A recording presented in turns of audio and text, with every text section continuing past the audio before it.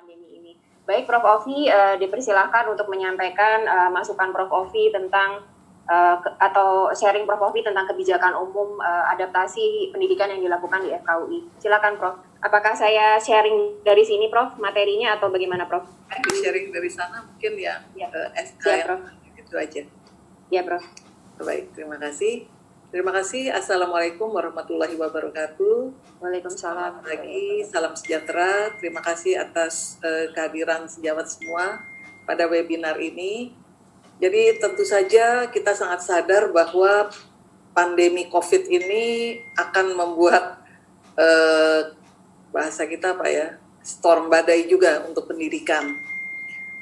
Karena itu memang yang paling diperlukan dari pimpinan adalah untuk bukan hanya menenangkan, tapi menyusun strategi yang membuat semua hal yang tidak jelas itu perlahan-lahan dibuat menjadi lebih jelas.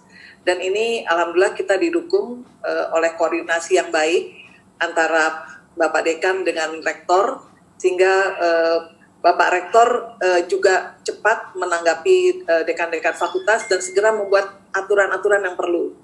Jadi pada hari pertama kita diminta untuk sudah melakukan bahasanya stay at home, bahasanya bahwa semua harus di-lock, maka Rektor langsung membuat aturan yang intinya mungkin kalau pernah dibaca edaran dari Rektor FKUI adalah memastikan bahwa tidak ada mahasiswa yang datang dan semua acara pembelajaran yang berada di kampus, di fakultas-fakultas untuk terutama mahasiswa S1 ditutup.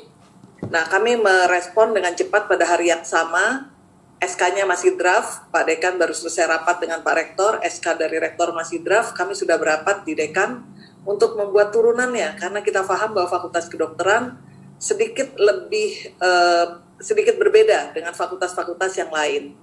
Kita mempunyai dua jenis mahasiswa, yaitu mahasiswa preklinik dan bahasa kita adalah mahasiswa yang sudah harus turun di klinik.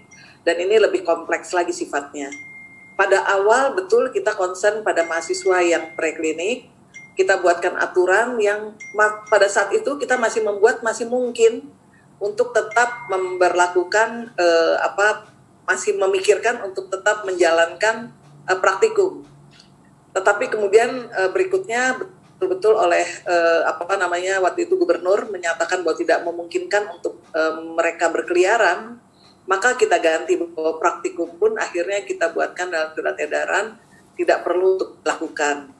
Kita sadar pertanyaan pertama yang paling sering ditanyakan adalah yang jelas kita juga nggak bisa menjawab, sampai kapan? Nah ini ditanyakan oleh staf pengajar, mahasiswa, BEM, orang tua itu bertubi-tubi, ini sampai kapan ini kondisi ini akan terjadi? Kenapa? Beberapa dari mereka memikirkan untuk pulang kampung, karena asrama akan dikosongkan, itu aturan dari rektor. Jadi itu yang kita fokus, oke, kita buat limit. Jadi memang dalam kondisi darurat ini kita buat dulu rentangnya, kita buat 2 minggu waktu itu. Bahwa 2 minggu ini mungkin kalau bisa dibaca di depan aturan yang nomor 6 itu saya rasa bahwa dalam 2 minggu ini adalah asrama-asrama sedapat mungkin dikosongkan. Kalau masih ada yang terpaksa tinggal, dia harus melapor pada kepala asrama. Karena concern kita bukan hanya bahwa sekolah ini ditutup sementara atau kampus ditutup sementara, tapi ada di mana mahasiswa kita, itu penting. Karena siapa tahu dia sakit, siapa tahu dia, karena kampus kan berubah nyata menjadi sepi. Sebagian mahasiswa Fakultas Sains sudah diizinkan untuk dipulangkan, mahasiswa FKUI 1 minggu ke depannya itu kita masih bingung, tapi kemudian kita putuskan mereka juga pulang. Kecuali mahasiswa yang memang ada di Jakarta. Jadi dia pulang ke rumah orang tuanya masing-masing di Jakarta. Tapi mahasiswa yang di daerah kita perkenankan akhirnya untuk pulang ke kampung halamannya. Walaupun kita minta mereka untuk berhati-hati. Kenapa? Kalau mereka karier, mereka pulang, mereka akan menularkan pada orang tuanya. Jadi mereka mahasiswa kedokteran, kita minta untuk berhati-hati, memantau kondisi fisiknya, kalau perlu semacam melakukan isolasi dalam 2 minggu mereka di sana, tidak terlalu banyak ketemu orang, dan itu tepat sekali dengan anjuran. Kebetulan Bapak Presiden kemudian juga mengeluarkan anjuran untuk tidak melakukan kontak belajar di rumah, ibadah di rumah, bekerja di rumah. Jadi itu jauh lebih aman untuk mahasiswa. Apa intinya?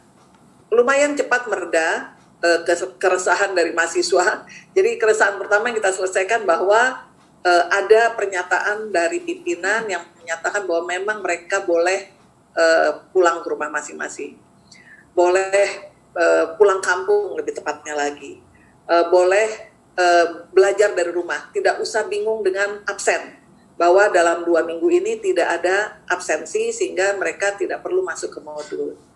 Baru kemudian bertubi-tubi lagi datang, nah ini Dokter Titin yang kebagian sebagiannya, adalah pertanyaan dari para pengajar. Nah, terus kita mesti ngapain? Apa yang harus kita lakukan? Bagaimana modul ini, bagaimana modul itu, dan sebagainya. Nah, ini juga kita memberikan arahan harus cukup jelas, cukup tegas.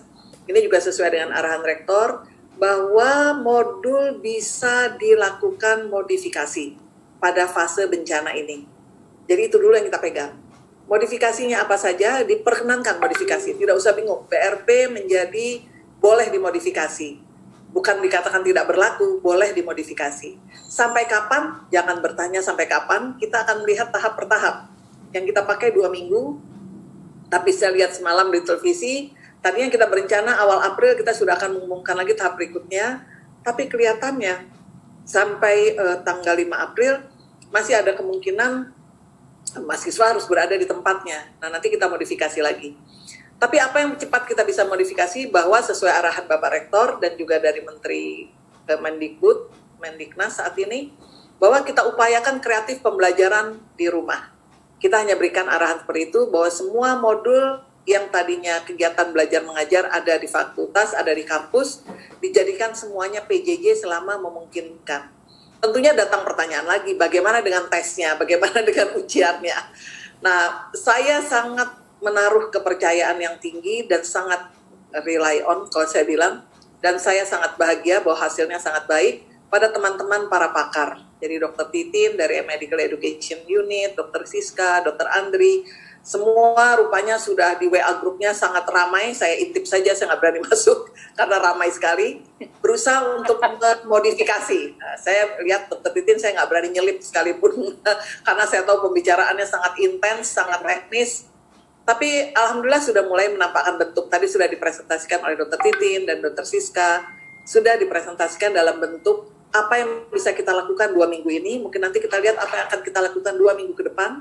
Tahap per tahap betul-betul melihat bagaimana kondisi pandemi ini, apakah akan meningkat, apakah akan berakhir. Tapi selalu saya membantu menjawab teman-teman kalau ada pertanyaan dari orang tua murid dan sebagainya. Mohon jangan desak kami untuk dengan pertanyaan sampai kapan. Kita juga tidak tahu sampai kapan. Tapi yang bisa kita jamin bahwa mahasiswa tidak akan dirugikan. Wah, ini muncul hoax di antara mahasiswa UI bahwa semua akan dikasih nilai minimal B katanya. Itu tidak pernah muncul dari pimpinan kata-kata seperti itu. Kita tetap merancang cara melakukan evaluasi yang sesuai. Kalaupun kita terpaksa melakukan evaluasi hanya berdasarkan evaluasi jarak jauh, saya rasa banyak modifikasi yang bisa kita lakukan. Tadi sudah dipresentasikan oleh Dr. Siska. Sebagian besar kompetensi mahasiswa itu kan di aspek sebetulnya mengumpulkan data, melakukan diagnosis, dan merancang tata laksana selanjutnya. Aspek skill dalam artian kerja tangannya itu tidak terlalu banyak. Jadi sebetulnya kita bisa melakukan banyak modifikasi. Melatih mahasiswa untuk anamnesis dan sebagainya bisa dengan jarak jauh. Kalau kita lihat standar kompetensi dokter kita, yang betul-betul skill itu masih mungkin untuk digeser nanti kalau situasi sudah tidak darurat lagi. Dan kita punya hak untuk memodifikasi modul, melakukan hubungan antar modul, melakukan penjadwalan ulang, dan ini sudah direstui oleh rektor. Jadi dukungan rektor yang sangat kita harapkan dan juga dari dekan. Jadi nanti tidak usah repot, tidak usah bingung, itu yang saya katakan, kita yakinkan mereka tidak akan merugikan mahasiswa, tapi evaluasi tetap harus dilakukan, walaupun nanti caranya kita akan modifikasi tahap demi tahap berikutnya. Jadi ini yang mungkin bisa saya sampaikan, bahwa apa yang dibutuhkan dari sisi pimpinan adalah bisa mengambil satu kesimpulan, bisa mengeluarkan satu aturan, satu edaran yang sifatnya bisa membuat level di bawahnya pun mengambil langkah-langkah yang diperlukan. Jadi selalu harus ada aturan di antara kehaosan ini, di antara kerusuhan ini. Jadi itu yang kami upayakan lakukan, ya bertahap kita akan coba lagi, termasuk melakukan ujian. Yang berikutnya ini kami akan melakukan penerimaan mahasiswa, dan yang kita sedang hadapi dalam beberapa hari ke depan, kita ada beberapa tahap penerimaan mahasiswa, kita membutuhkan wawancara. Dan kita sudah membuat rencana dengan manajer, dengan ketua prodi, untuk melakukan wawancara untuk talent scouting, kalau di kami untuk penerimaan kelas internasional, kita akan lakukan wawancaranya juga via Zoom, via video conference. Karena untuk kita mengenali orang tidak cukup hanya dari tes pengetahuannya, tapi untuk masuk di fakultas kedokteran, toh kita harus melihat bagaimana performance-nya, bagaimana dia dalam wawancara, dan sebagainya. Dan kami tetap minta bantuan dari teman-teman juga di bagian psikiatri untuk mendesain wawancara yang paling efektif untuk kita bisa mendapatkan orang yang tepat. Begitu juga saya rasa nantinya dengan evaluasi. Jadi itu ringkas yang ingin saya sampaikan. Mungkin nanti kalau kita ada waktu untuk diskusi, kita bisa diskusikan hal-hal tersebut. Terima kasih Dr. Titin. Ya, terima kasih banyak Prof. Ovi atas sharingnya, Prof. Kita sangat menyadari bahwa peran dari pimpinan untuk bisa menenangkan sekaligus mengarahkan berbagai keputusan di masa-masa seperti sekarang ini memang sangat luar biasa.